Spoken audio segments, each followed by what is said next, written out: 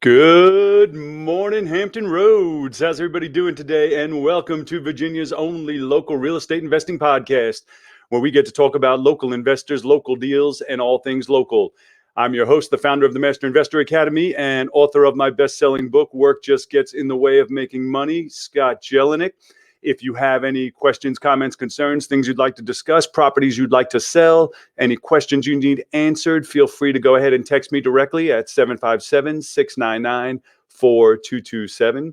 That's 757-699-4227. Before I forget to tell you, if you have not done so already, go ahead and subscribe to this channel. If you're watching the video, subscribe to the podcast if you're listening to it, and give me a thumbs up just so that I know that you are out there. I definitely appreciate when you give me a thumbs up, just so that I know that you're there and that you're there and listening. So, a couple things I wanted to talk to you about today. So, first off, for those of you who are local, I went to a restaurant yesterday that I've never been to before, and it was a little bit unique. Hence the name. The name of the place. It's on Great Neck Road. It was called Quirks, Quirks, Quirks. And it was very interesting. I liked it. It was actually really good. It was a great place to go. I had my son with me. We went to the batting cages yesterday, and so I thought it was a great place to go with your family because it had all kinds of games in there that they're kind of free. They don't have quarters on them. You just get to play. They had shuffleboard and foosball and arcade games, and even on the tables they had some kind of battleship game that was a unique version of it, but it was pretty cool. And then they had a unique food too. So what I got was something called a pho or pho, however you want to pronounce it, like the Vietnamese soup. But it was all the ingredients that you would have rolled up into a burrito, and then they still gave you the bowl of the broth that you kind of dipped it in. It was pretty good. I thought it was unique. For those of you who are local, I think that it's worth trying. I'll probably definitely go back there, especially when I have my son or his friends and we need a place to go. Anyway, another thing I wanted to tell you and get your thoughts on what you think about this. I ordered some custom socks that just came in. These are the official We Buy Houses socks.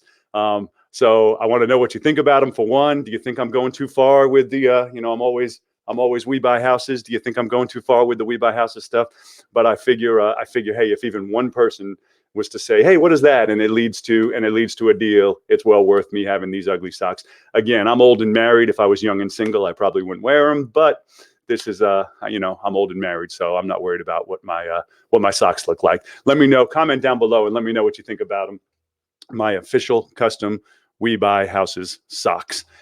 So a couple of things I want to talk to you about. Some of my new coaching partners are crushing it. So one of them just closed. So I'm doing this. This today is Monday the 22nd. So this is last week. One of them closed on her 19th slow flip. So congratulations on that 19th slow flip. Her goal was to get to 20 by the end of last year. But we had a little messed up last year. 2020 wasn't what it was cracked up to be, but she's plugging along. She just closed her 19th one. So congratulations on that. And then also we have another guy who just closed on his 13th one. So he's trailing behind at a pretty good clip because I think two of them were just in the last 2 weeks. And then also I know Juan over in Baltimore. I know you got one under contract, and Zach out in California. I think you have two under contract. One correct me if I'm wrong, but I think you have one here and one in the Maryland area. So congratulations on those. You guys are crushing it with the slow flips, and a bunch of other people too, but people that got one individuals, we weren't going to shout them out. But I mean, hitting 19 and 13, those are huge. The impact that people don't realize, and this is why I'm always telling you, do something today your future self is going to thank you for. The impact of having 20 slow flips. Think about this for a minute. She's only been doing this for a year, just over a year now. The impact of having 20 slow flips, once they're paid off, is on the low end. And I always try and use really low numbers. This way we're pleasantly surprised rather than disappointed. On the low end, she's going to be at $10,000 a month income, passive, free and clear, for the rest of her life. And that's unbelievable. $10,000. I know people are like, oh, I want 50 grand a month. I want 30. That's great. But $10,000 a month is a hell of a boost to live a nice, comfortable, passive life. So congratulations, guys, for crushing that and just knocking it out of the park. It's a race. It's a race to the top. We're always like, I want to get to 20. As soon as she gets to 20, I guarantee you, I want to get to 30. I know it. I already know. As soon as we get to 20, we want to get to 30. and and then where it goes from there. But it's an unbelievable start, for the first year, just to be crushing it like that.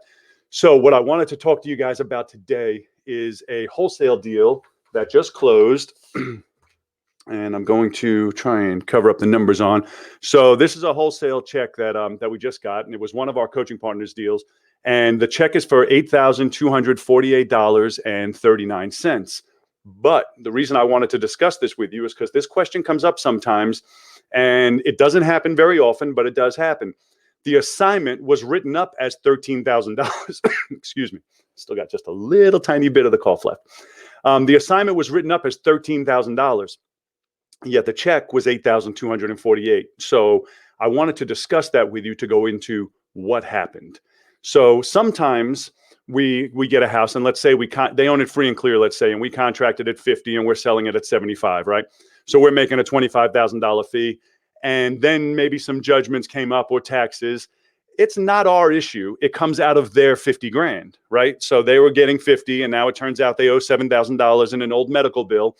Again, it's not our issue. They agreed to sell it for 50, and now that 7 grand is going to come out of their 50. Our assignment fee is still 25 grand.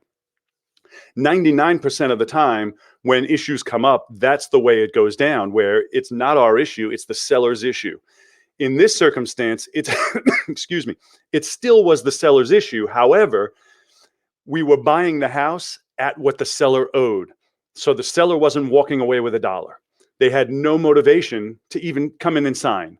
They're not walking away with any money. Sometimes people will have motivation if they have excellent credit, have security clearance, have a good job, can't just walk away from a property.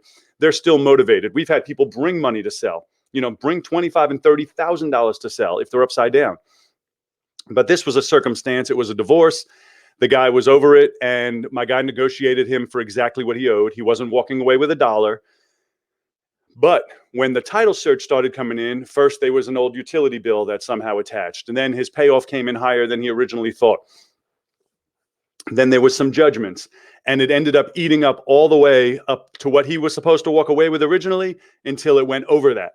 And at which time, then the attorney called and said, hey, this guy now has to bring, originally it was like $2,500. He says he's got to bring $2,500. And I just spoke to him. He says he has no money. If he's got to bring money, he's just going to walk away. So what do I say? I say, well, take it out of the assignment fee. And that's how it started. And then it still went on. They kept finding more stuff. And then because the attorney did so much work getting all these payoffs, she raised her fee, which I was not happy with, but it wasn't my attorney. So she raised her fee. So next thing I know, I get another email from my attorney saying, the other attorney now just raised her fee from $350 to $750 because of all this extra work. What do you want me to do? And it gets to a point where we don't really have a choice.